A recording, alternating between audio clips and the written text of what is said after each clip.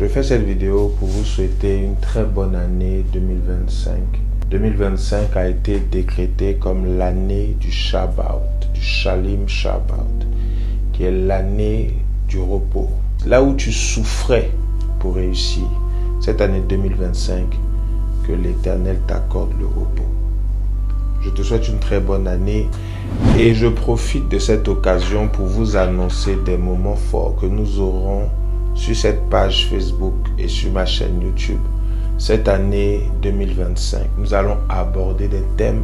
Pour ceux qui me suivent dans l'émission Les choses d'en haut, LCH, nous allons revenir sur des points cette année plus en profondeur et nous allons parler de plusieurs thèmes.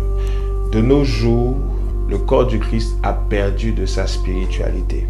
Beaucoup de chrétiens ne sont plus des chrétiens spirituels, mais ça devient des chrétiens fanatiques, ou je dirais même des chrétiens qui ont trop d'émotions et qui servent Dieu avec ce qu'ils ont appris des années précédentes.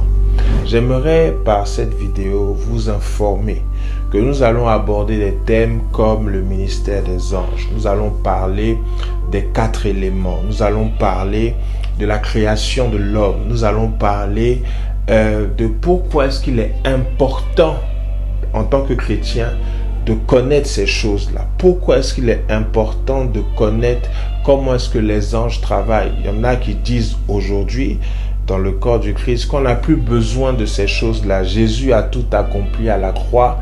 On n'a plus besoin de toutes ces doctrines sur les anges. Est-ce que Jésus même parlait des anges? Bien aimé, dans Matthieu 4, à partir du verset 11, lorsque vous regardez ce verset, vous allez vous rendre compte que la Bible dit que Jésus a fini de jeûner. Il a fini d'être tenté par le diable. Et la Bible dit que les anges sont venus et lui ont apporté à manger. Si Jésus, le grand Dieu, a été nourri par des anges, et toi et moi? Lorsque Moïse était dans le désert, la Bible dit que Dieu le Père va dire à Moïse, j'envoie un ange devant vous. Dans Exode, j'envoie un ange devant vous. Il marchera devant vous. Ne lui résistez pas. Il ne le supporterait pas.